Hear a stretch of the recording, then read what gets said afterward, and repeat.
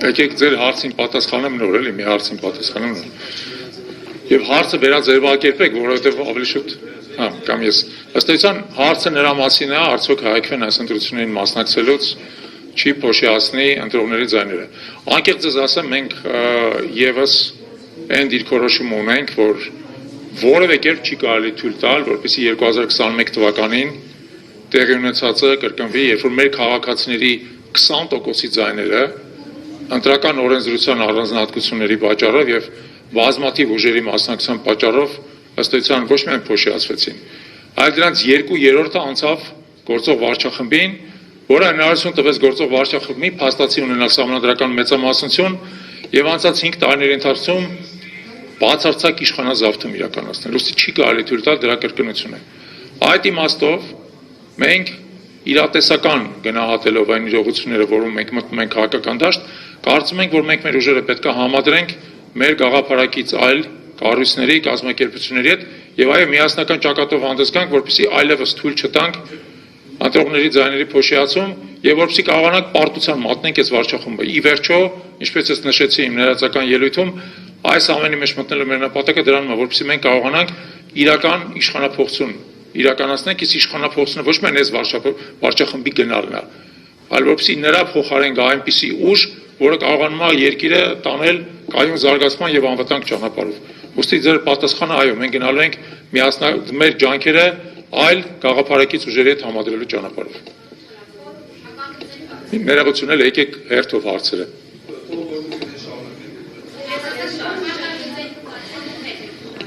Տեսեք, ես իրավունք չունեմ փակագծերը բացել այսօր մի պարզ պատճառով, որովհետև փակագծերը մենք կբացենք միայն այն ժամանակ, երբ որ ձեր առջև այստեղ բոլոր ուժերով միասին կանգնած կլինենք։ Ես եթե փորձեմ իմ գործընկերների փոխարեն պատասխանել, դա մեր բանակցային էթիկայի խախտում կլինի։ Ուստի խնդրում եմ զինվեք մի քիչ համբերությամբ, շատ չի մնացել սպասելու։ Նորից կան։ Ես խնդրում եմ նախ հարցը տալուց առաջ ձեռքը բարձրացնել, խնդրեմ։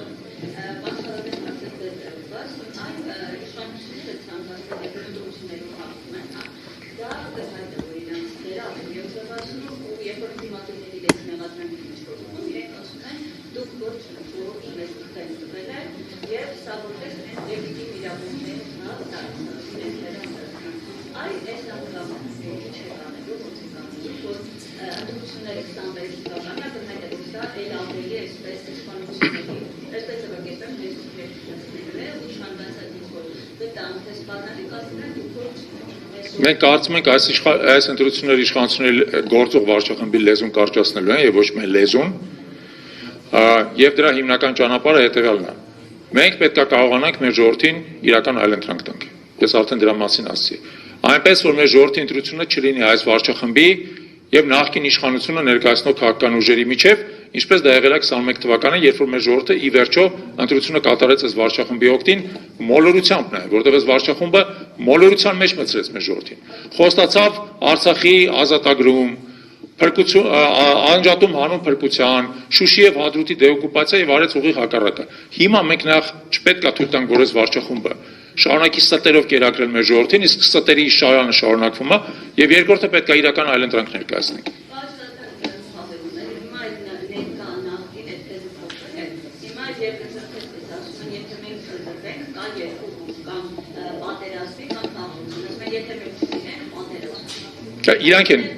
Իրանք են պատերազմի ուժը, մենք ըստ էության այս վարչախմբի օրոք երբևիցե պատերազմական վիճակից դուրս չեն գալու, որովհետև թույլի հետ անընդհատ լինելու է պատերազմական վիճակ, այս վարչախումբը այս ընթացքում ցույց է տվել, որ ինքը ընդունակ չէ երկիրը պաշտպանելու։ Շարունակաբար տեղի են ունենում ագրեսիվ գործողություններ մեր երկրի նկատմամբ, իդեպ Ալիևը հիմա էլ է սպառնում մեզ ագրեսիվ գործողություններով տարածում մի քանի օր առաջ հայտարարել է, որ Արցախի ղեկավարները նացիստներից վատն են, իսկ դա հերրու գնացող հայտարարություն է, հերրու գնացող, որը իր համար ճանապարհ է բացում հերթական ագրեսիայի համար, եւ իդեպ նկատեք, որ այս վարչախումբը որևէ կերպ չի պատասխանել այդ խայտարակ հայտարարությանը, ըստ էության մեզ եւս մեկ անգամ խոցելի դարձնելու։ Այս վարչախումբը պատերազմի հիմնական կուսակցությունն է։ Իր գալու պահից մենք անընդհատ պատերազմի մեջ ենք։ Երբ որ իրանք խոսում են, որ իրանք խաղաղություն ունեն, ուրիշները պատերազմը, դա պարզապես իրականությամբ բացարձակ նենգախփոխում է։ Իրանց օրոք մենք պատերազմից դուրս չենք գալու։ Խնդրեմ։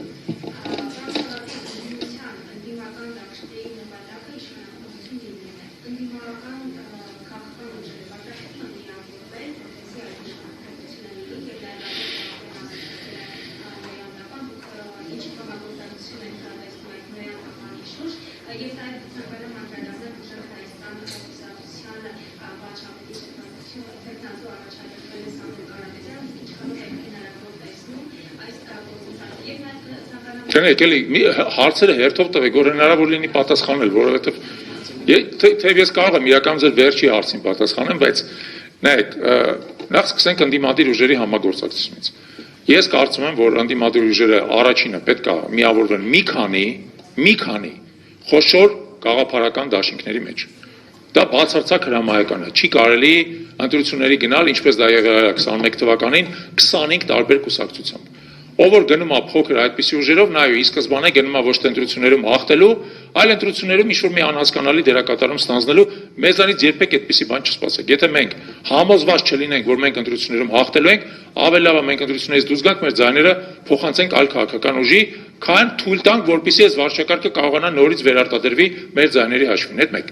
Երկրորդը, ինչ վերաբերվում է Գագիկ Ծառուկյանին կամ Սամվել Կարապետյանին, իրանց քաղաքական ուժերին, ես կարծում եմ, որ համագործակցությունը կոնկրետ այդ երկու ուժերի հետ պետք է տեղի ունենա արդեն ընտրություններից հետո։ Երբ որ մենք հասկանանք մեր ժողովուրդը, մեր ընտրողը, որ ուժին ինչպիսի մանդատ է տվել։ Դա շատ կարևոր է, որովհետև երբ որ դուք տեսնում եք, որ ուժը ինչպիսի մանդատ է ստացել, գերակշիռ, թե փոքր, ավելի մեծ, կարող է միայնակ կառավարություն կազմել, թե կոալիցիայով, պետք այդ ժամանակ է գալիս իրական համագործակցության պահը, երբ որ դու հասկանում ես, ինչպիսի ընդհանուր քաղաքական կուրսի շուրջ դու կարող ես համաձայնվել, որովհետև շատ պարզ է պատկերացումը, եթե մի ուժ ստացել է, ենթադրենք 20% ձայն, մյուսը 5% ձայն, գերակշիռ է այն ուժի կարծիքը եւ մոտեցումը, որ 20% ձայն է ստացել, համաձայն եք, իսկ դա մենք կարող ենք բարձր միայն ընտրություններից հետո։ Ուստի ձեր հարցի պատասխանը մենք կստանանք ընտրություններից հետո, բայց որևէ կասկած չպետք է լինի, որ այն ուժերը, որոնք իրապես ընդդիմադիր են, պետք է ամեն ինչ անեն, որպեսզի թույլ չտան այս վարչախմբի վերարտադրությունը ազգային ժողովում։ Եվ օրինակ մասնապես երկրորդ տուրի ընտրությունների գնալու միջոցով, որի հնարավորությունը գիտեք սահմանադրությունը տալիս է։ Եկեք ձեր հարցը։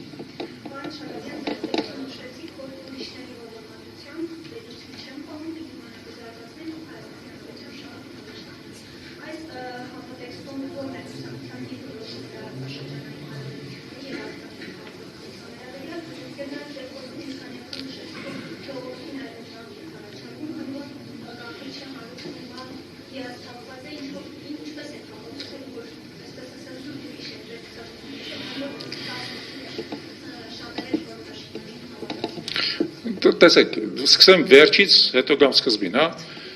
Ես կարծում եմ, որ ցանկացած քաղաքական ուժի մասին կարծիքը պետք է ձևավորվի առաջին հերթին իր եւ իր անդամների արկա հետագծով։ Դա ոչ թե մենք պետք է գանք փորձենք խոսքով ապացուցել, այլ եւ դուք եւ մեր քաղաքացիները պետք է նայեն ինչ ենք մենք արել որպես ուժ, որտեղ մենք հիմա նոր ենք դառնում քաղաքական ուժ, բայց ինչ ենք մենք արել որպես քաղաքացիական ուժ, որն է մեր հետագիծը, որն է եղել մեր դիրքորոշումը տարբեր բարդ իրավիճակներում, ինչպես ենք մենք մեզ դրսևորել, դա առաջին մասն է։ Եվ երկրորդը, ինչպես են իրենց դրսևորել մեր անդամները։ Այն մարդիկ, որոնք այսօր կանգնած են ձեր առջև, այն մարդիկ, որոնք այսօր շատերը նստած են դահլիճում, մեր թիմի անդամներն են, այդ մարդիկ ինչպիսի հետագիծ ունեն, ինչպիսի կեսագրություն ունեն, ինչպիսի հաջողության պատմություն ունեն, ինչպիսի անձնական նկարագիր ունեն եւ այլն։ Մենք իդեպ լավ միտք եք տալի, մենք սկսենք հրապարակել մեր կենսագրությունները, որովհետեւ մարդիկ հասկանան ի վերջո ում հետ իրան գործ ունեն եւ համեմատություն անեն։ Տարբերություն կա այն մարդկանց, որոնք 20, 25, 30 երբեմն տարվա պրոֆեսիոնալ հաջողության պատմություն ունեն, եւ այն մարդկանց միջեւ, որոնց առաջի աշխատանքային փորձը եղել է փոխնախարարը։ Եվ մինչև այդ իրանք եղել են ինչ-որ միտեղ ուսանող, ասենք թե։ Հսկայական է տարբերությունը։ Ես կարծում եմ, մենք այդ տարբերությունը հստակ կդրսևորենք։ Հիմա այն ինչ վերաբերում է տարածաշրջանային քաղաքականությանը, մի քիչ ավելի մանրամասն։ Տեսեք, մենք մշտապես ունեցել ենք մի քանի կարևոր գործընկերներ։ Դա եղել է Ռուսաստանի Դաշնությունը, Եվրոպական միությունը, Ամերիկայի Միացյալ Նահանգները։ Վերջի տարիների ընթացքում Ասիայում տեղի ունեցող բուռն զարգացումների շնորհիվ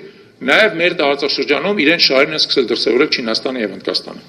Ուստի մենք կարծում ենք, որ Հայաստանի Հանրապետության շահը պահանջում է, որովհետեւ մենք բոլոր այդ 5 ազդեցության կենտրոնների, ինչպես նաև ռեգիոնալ ուժեր, ինչպեսին է դրանք օրինակ Իրանի Իսլամական Հանրապետությունը, Սաուդյան Արաբիան, նույնիսկ Թուրքիան կարելի ասել, իրանց հետ կառուցենք մեր հարաբերությունները, ինչպես արդեն նշեցի, շահերի համադրման ճանապարհով։ Հիմա դեպքեր կան, երբ որ շահերի համադրումը հեշտ չի, որովհետև ուժային կենտրոնները իրար հետ հակամարտության մեջ են։ Օրինակ բավական սուր հակասություններ կան ակնհայտորեն Միացյալ Նահանգների եւ Իրանի Իսլամական Հանրապետության միջև, կամ Ամերիկայի Միացյալ Նահանգների եւ Չինաստանի միջև, կամ Եվրոպական միության եւ Ռուսաստանի Դաշնության միջև։ Դա մեր համար հավելյալ բարդություն է ստեղծում։ Բայց նաեւ կա այնպիսի փորձ տարբեր երկրների, եւ որոնցից մեջ ամենաուսանելին թերևս մեր հարևան ողերի հարևան Թուրքիայի փորձն է, որը կարողանում է ուժային կենտրոնների հետ արդյունավետ աշխատել մշտապես իր տեսադաշտում ունենալով սեփական շահեր։ Թուրքիան դա կարողանում է, որովհետև ինքը ուժի կենտրոնն է, որովհետև ինքը հասկանում է, որտեղ կարող է պրոյեկտել իր ուժը եւ որտեղ կարող է իր ուժը արդյունավետ կերպով մեղմ ասած մատուցել ուրիշ ուժային կենտրոններին եւ արդյունավետ գործարքներ կնքել։ Մենք պետք է կարողանանք գիտակցենք այդ ռազմավարական մոտեցումը, գնանք այդ ճանապարհով։ Երբևիցե այլևս Հայաստանի Հանրապետությունը չպետք է դառնա մեկ ուժային կենտրոնի կցորդը։ Մենք հասկացանք, որ պատմությունը ցույց է տալու, որ դա մեր շահերի դեմ է, որովհետև եթե մենք ինչ-որ մեկի կցորդն ենք, այդ ինչ-որ մեկը ինչ-որ պահի իր խորքային շահերի ձեռներով կարող է մեր շահերը զոհաբերի։ Ուստի մենք պետք է կարողանանք կառուցել շահերի ավելի բազմաբևեռ համակարգ, դա է մեր մոտեցումը։ Ձեր հարցը խնդրեմ։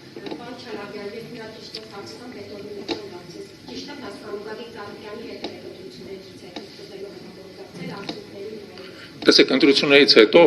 բացի գործող վարչակարգից եւ իր հնարավոր սատելիտներից, հուսում եմ դրանցից ոչ մեկ ազգային ժողովում չեն հայտնվի, մնացած ուժերի հետ մեր համագործակցության դաշտը բաց է, ընտրություններից հետո։ Երբ որ պարզ կլինի, մեզանից ինչ մանդատ կստանա ազգային ժողովում։